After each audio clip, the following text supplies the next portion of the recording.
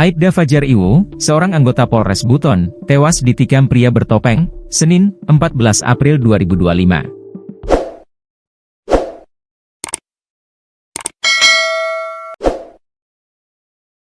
Saat itu Aibda Fajar tengah bertugas pengamanan di Desa Karyajaya, Kecamatan Siotapina, Kabupaten Buton, Sulawesi Tenggara sekira pukul 1 WITA.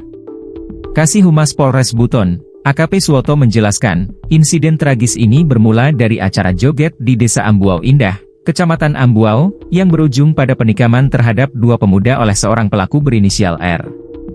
Dari kejadian tersebut, anggota dari Polsek Ambuau dan Polsek Sampuabalo mendatangi rumah terduga pelaku penikaman terhadap kedua pemuda tersebut dengan maksud untuk menjaga jangan sampai ada aksi penyerangan yang akan mendatangi rumah pelaku, kata AKP Suwoto, Senin, 15 April 2025, malam.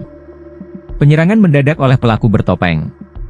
Saat pengamanan berlangsung, Aibda Fajar Iwo, yang juga menjabat sebagai Kanit Propam Polsek Ambau, ikut hadir di lokasi. Sekitar pukul 00.30 WITA, pelaku bertopeng datang dan langsung menyerang Fajar Iwo yang sedang duduk di teras rumah. Lalu pada pukul 00.30, datang orang yang tak dikenal langsung datang dan langsung melakukan tindakan terhadap Aibda Fajar Iwo, ujar Suwoto. Setelah menikam korban, pelaku melompat dan melarikan diri dari tempat kejadian. Korban mengalami 2 luka tikaman, masing-masing di bagian dada dan siku kanan. Melihat kejadian tersebut, rekan korban langsung membawa Fajar ke Puskesmas Kumbewaha.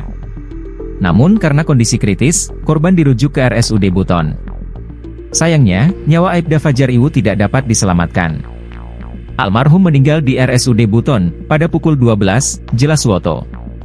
Aibda Fajar disemayamkan di rumah duka di Kelurahan Wakoko, Kecamatan Pasarwajo, dan dimakamkan secara kedinasan oleh kepolisian. Istri almarhum, Isti, tampak sangat terpukul bersama 2 anak mereka. Saya minta doanya buat suami saya, kata Isti sambil menangis.